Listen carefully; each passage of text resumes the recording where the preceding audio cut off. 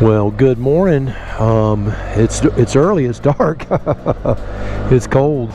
I'm not going to let it stress me out though. Certainly not with what we're going to be talking about. Close this face shield. A little chilly.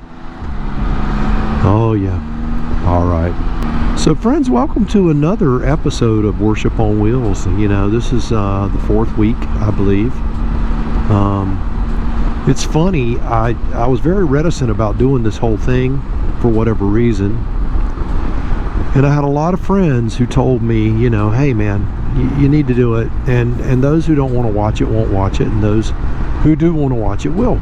And if anyone is so small-minded as to saying, hey, I won't watch your other content because you do something once a week that I don't like, then, you know, it'll be okay. You know, you'll get over that, and for every one you lose like that, you'll probably gain 10. And then, you know, it was also, you know, the hateful things that will be said. Well, you know, sometimes we reveal our colors when we're faced with things that, you know, we may not be the most fond of. And this post and these sort of videos can stress people out in a world that is stressful. So hopefully these videos aren't adding to your stress. Hopefully they are taking away from your stress. So I'm going to say right now, if this video is stressing you out, what I want you to do, I want you to hit pause right now. And I want you to just pray and ask God to open your heart and open your mind to the things that are going to be said so that you can have a peaceful and beautiful morning with Him, because He calls us to take these times with Him. So we're going to honor Him this morning by doing just that. So stress, that's the topic yet again. You know, one of the things I learned a long time ago, and when you have certain types of, I hit something in the road, don't know what that was.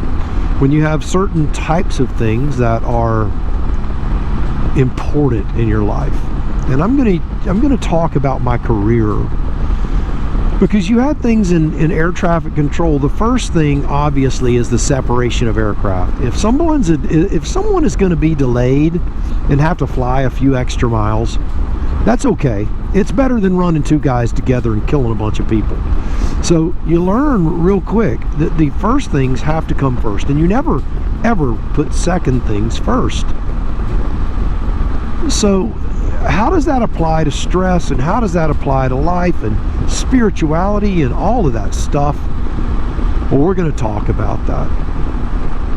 First off, Jesus was asked, and this is in 3 of the Gospels, I know, what is the greatest commandment? And He answered him. He goes, to love the Lord your God with all your heart, your mind, your body, and your soul. And then he went a step further. He said the second greatest commandment is to love your neighbor as you love yourself. And that if you do these 2 things, the other 8 will take care of themselves. Because if you love God and you honor God and you love your neighbor and you honor your neighbor, then you're going to make some really good choices. And what He's saying is, let the big rocks be in the right place. You have to have your big rocks in the right place.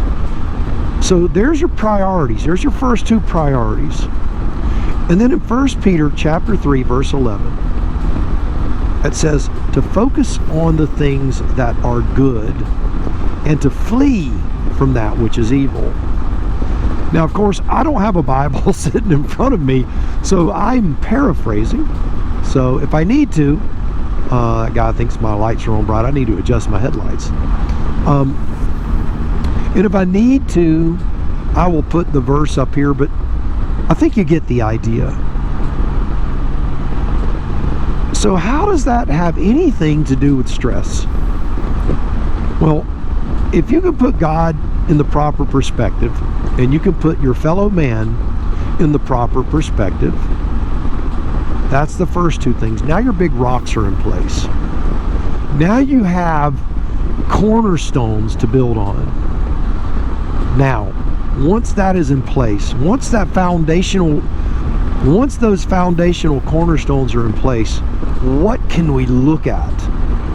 What can we see? And what is going to make a difference in our life? And it's very clear. We focus on that which is good. Well, that sounds way too simple, doesn't it? It is really hard. I'm not going to go all political on you, but I am going to say this. Whether you're leaning to the left or leaning to the right, or stand up, sit down, fight, I don't care. But what I am going to say is this. I'll bet you no matter where you are, you've thought about this stuff and you've let it beat you up a little bit. And we start focusing on it. We start focusing, thinking that the world, that all of these people are our enemies, and that there's nothing that we can do. Well, I'm going to tell you, when your perspective changes about your enemy, because when Jesus was asked, well, who's your neighbor? And he said, everybody. Everybody. The ones you agree with, the ones you don't agree with, you need to love all of them like you love you. And if you don't do that, you're failing. It is not a 99 is an A+. It's you're passing or you're failing. You are either gathering or you are spreading about. You are either friend or foe. And you see that in the world today. So when you start looking at things and you go, okay, I'm going to focus on that which is good so that I can love my neighbor, so that I can love my God. Because if all I look at is the negative things, then all of a sudden I'm trying to move my big rocks around. And what they call that in the Bible? A double-minded man. A double-minded man, those guys are all jacked up. They're confused, they're shaken, they're afraid, they're upset, they're despondent, they're miserable in their life. You don't want to be that. So how do we focus on that is good? Well, what do you have in your life that's good? Oh, big question, isn't it? Do you have someone that loves you? Do you have someone that you may have neglected, a friend that you haven't called in years? Maybe you need to call them. Focus on the goodness. Maybe you have a relationship that you focused on the anger and the evil. Maybe you have allowed the politics of the world to divide you from a friend. Don't focus on the bad thing about that person. Focus on their good. Love them. I'll tell you right now, you want to change somebody. You want to be a part of their life. You want to be a positive impact. Love them. Love them. That's all you can do. And when you do, not only are you going to make your life sweeter, you're going to make their life sweeter. You know, when we did the video on the most important ride of your life, when I talked about feeling alive, the sting in your face and the ache in your bones, I want you to know that there were 2 subscribers, one from Florida and one from West Virginia, who specifically mentioned that they knew that they were alive. Ladies and gentlemen, they are focusing on the good. Because let me tell you, when you're blowing snow and you feel the sting in your face, you can focus on the task at hand and go, man, this is miserable, man. Because you could hear it in his voice. He was cold. But he's alive. He's alive. You know, when Coach Vic and I were traveling cross country last year, and I'm not one to live in the past, you guys know that. It was brutally hot in West Texas. It was it was unbelievable. It was a burning ring of fire, as Johnny Cash would say, and it really was. It was beautiful. It was absolutely beautiful. We were so excited to experience that day. When we laid in the bed that night, it was awesome. You know, this year coming up in 2021, Coach Vic and I plan on leaving Tallahassee and heading down to Key West, and then departing Key West to go right through the top of Maine and into Canada. That's my goal. I want to do that trip this year. We crossed the United States of America east to west. Now I want to cross it north to south. I guarantee you that trip, there is going to be a million reasons why I shouldn't do it. And if I focus on the negative things, I will tell you that adventure will be shut down before we ever walk out the door. You have to focus on that which is good. Now let's talk about fleeing from that which is evil. You know, when you're around people and they're talking negative and hateful, it doesn't say walk away, run.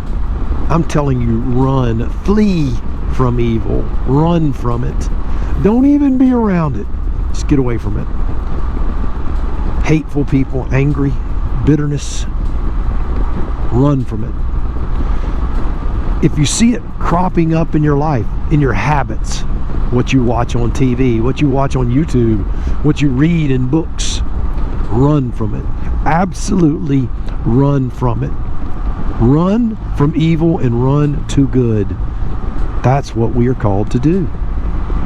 And we run to good, guess what? The God we honored and the neighbor we loved will be right there waiting to welcome us. And for those who are running to good, you will be one of the good things that they will run to, and I know that you will be there to welcome them. So this week, friends, in order to reduce stress in your life, love your God, love your neighbor, flee from evil, and run to good. Now, go change the world. We'll talk to you soon.